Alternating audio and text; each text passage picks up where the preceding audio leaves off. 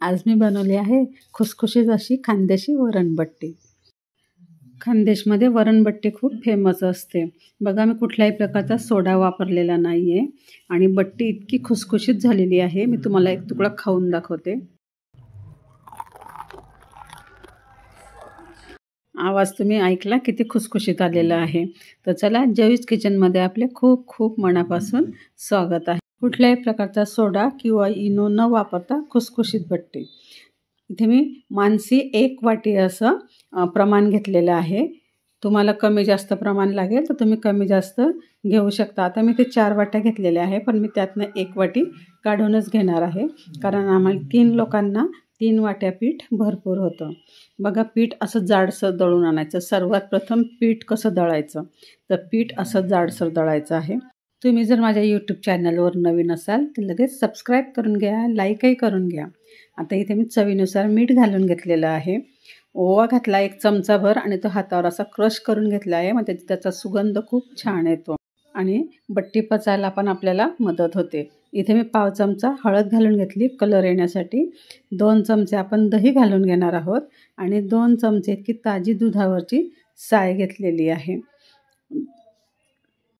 आज आपण गप्पा करता करता मी तुम्हाला एक माझा लहानपणचा किस्सा सांगणार आहे। एका वाटीला 2 चमचेप्रमाणे 3 वाट्यांना मी 6 चमचे इतकं तेल घेतलेलं आहे। आता आपण हे सर्व मिश्रण एकत्र करून घ्यायचं आहे। दोन्ही हाताने आपल्याला पीठ छान असं चोळून घ्यायचं आहे। आपण टाकलेलं साहित्य जे आहे ते कणकेच्या एकूण एक कणाला चिकटलं गेलं पाहिजे, इतकं ते एकजीव झालं पाहिजे। बघा, आता मी अशा प्रकारे छान मसाज करून घेतलेला आहे पिठाचा। कण आणि कण मोकळा झालेला आहे। आता थोडं थोडं पाणी घालून आपण कणिक भिजवून घेणार आहोत। आपण जशी चपात्यांची कणिक भिजवतो त्या प्रमाणामध्ये आपल्याला ही कणकेचा गोळा भिजवून घ्यायचा आहे। हे पीठ जाड असतं म्हणून त्याला पाणी थोडं जास्त घालून भिजवायचं आहे आपल्याला, कारण ते मुरल्यानंतर पूर्ण पाणी कणिक ओढून घेते आणि पीठ एकदम कडक होतं। बघा, ह्या प्रमाणामध्ये आता आपण भिजवलंय। 10 मिनटं झाकून ठेवायचं। 10 मिनटानंतर बघा कणकेचा गोळा किती कडक झालेला आहे। आता आपण परत याला हाताने खूप असं चोळून एकजीव करून घ्यायचं आहे। पिठाला मऊ करून घ्यायचं आहे। जितकं आपलं पीठ छान मऊ होईल पाणी न घालता, तितकी आपली बट्टी छान होईल। आता मी इथे एकजीव करून घेतलेला आहे छान हाताने मळून मी 5 ते 7 मिनिटापर्यंत कणकेला चोळून घेतलेलं आहे आणि आता आपली कणिकही नरम झालेली आहे। आता आपण याचे गोळे तोडून घेऊ। बघा, आपल्याला जर एका मोठ्या बट्टीचे आपण जे पंक्तीत करतो तेव्हा असे मोठे मोठे गोळे घेतात आणि त्याला असं खूप छान चोळून हातावरती चिकन गोळा करून घ्यायचा। नंतर त्याला असा वाटीचा आकार द्यायचा। थोडं तेल घालून घ्यायचं आतमध्ये 2-4 थेंब आणि वाटी बंद करून घ्यायची। वाटी बंद करताना आपल्याला काळजी घ्यायची आहे की वाटी ती ओपन नको व्हायला, नाहीतर आपण तिला जेव्हा बॉईल करतो तेव्हा तिचं जे पदर असतात ते मोकळे होतात। बघा, मी असा गोळा आता पॅक करून खाली ठेवलेला आहे। आता आपल्याला जर लहान गोळे करायचे असले घरी तर आपण असं पण गोळे करू शकतो। पद्धत तीच आहे। त्याची अशी वाटी करून घ्यायची, थोडं तेल घालून घ्यायचं आणि परत त्याचे जे वरचं वाटीचा आकार आहे तो बंद करून घ्यायचा आहे। बंद करताना पद्धत बघून घ्या, एकही क्रॅक आपल्याला बट्टीला दिसत नाहीये। या प्रकारे आपण सर्व बट्ट्या आता करून घेणार आहोत। अजून एक मोठी बट्टी करत आहे आणि तिला त्याच पद्धतीने तेल लावून पॅक करणार आहे, पण मी तिला गोल न ठेवता थोडा लांबोळका आकार देणार आहे आणि मग तिचे पीसेस करताना आपल्याला छान असे बर्फीसारखे तुकडे दिसतात। म्हणजे आपल्याला अख्खी गोल ठेवायची असली तर छोटे करा, चौकोनी तुकडे करायचे असले तर असे लांबोळके करा। तुम्हाला ज्या पद्धतीने आकार द्यायचा आहे तुम्ही त्या पद्धतीने आकार देऊ शकता। अशा प्रकारे आता आपण सर्व बट्ट्या तयार करून घेतलेल्या आहे।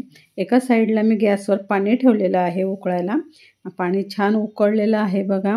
आता त्या पाण्यामध्ये बट्ट्या बुडतील आणि त्याच्यावर पाणी येईल इतकं आपल्याला पाणी घ्यायचं आहे। इथे 2 चमचे मी तेल घालून घेतलेलं आहे, जेणेकरून बट्टी एकमेकाला चिकटणार नाही आणि त्या उकळत्या पाण्यामध्ये आपण बट्ट्या टाकून 10 मिनिटं उकळून घेणार आहोत। 10 मिनिटानंतर आपण गॅस बंद करूया आणि बट्ट्या ज्या आहे त्या एका भांड्यामध्ये किंवा प्लेटमध्ये काढून घेणार आहोत. काढताना थोडं सावकाश काढायचं, नाहीतर बट्टी तुटून जाते. बघा आता बट्ट्या मी बाहेर काढल्या आहे. आता यांना थोडं गार होऊ देऊ आपण आणि मग याची कटिंग करू. जी मोठी बट्टी होती गोल, तिच्या पंक्तीत ज्याप्रमाणे तुकडे करतात ते अशी करतात.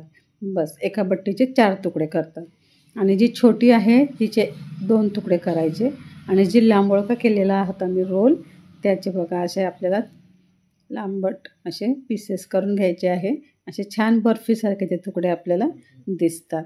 कढईमध्ये एका बाजूला मी तेल ठेवलेलं आहे गरम करायला. आता आपण कढईमध्ये सर्व बट्ट्या तळून घेणार आहोत. बघा छोट्या बट्टीचे मी इथे 2-2 तुकडे करून घेतलेले आहेत. तेल छान तापलेलं आहे. तेल जर कमी तापलेलं असेल तर तुमची बट्टी ही तेलकट होईल आणि तेल जर छान तापलेलं असेल तर आपली बट्टी अजिबात तेलकट होणार नाही. बघा मस्तपैकी आता आपण तळून घेऊ. गोल्डन कलर येईपर्यंत आपल्याला बट्ट्या तळून घ्यायच्या आहेत.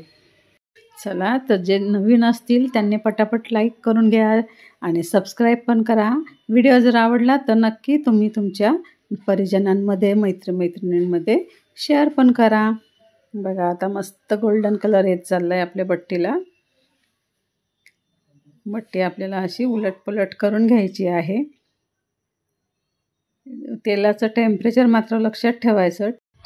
मी लहान असताना म्हणजे 4थीत असतानापासून स्वयंपाक करायची मला खूप आवड होती. एकदा मला असेच वडे तळायला सांगितले माझ्या वडिलांनी. माझी आई नाही म्हणायची. आई म्हणायची नाही बाबा मुलगी जळाली तर, कारण तेव्हा नेमका सत्यम शिवम सुंदरम हा पिक्चर आलेला होता. त्यामध्ये जिनतामान जी जळालेली असते तिला खूप अडचणी येतात. आईच्या मनात तीच भीती असायची माझी मुलगी जर जळाली तर, आणि माझे वडील म्हणायचे नाही तळू दे तिला, काही होणार नाही. बघा आज मला स्वयंपाक करायला इतकी आवड आहे की मला अजिबात कंटाळा येत नाही. आता आपण ज्या उरलेल्या बट्ट्या आहेत त्या पण तळून घेणार आहोत. मला माझ्या वडिलांची खूप आठवण येते. त्यांना माझ्या हातचा स्वयंपाक खूप आवडायचा. जिथे नाही तिथे माझे वडील माझं कौतुक करत असायचे. पंगतमध्ये जसं पान वाढतात तसेच पंगतीतलं पान मी आज वाढायला घेतलेलं आहे. मस्त साधी डाळ घेतलेली आहे, त्यावर 2 चमचे साजूक तूप वाढून घेतलेलं आहे.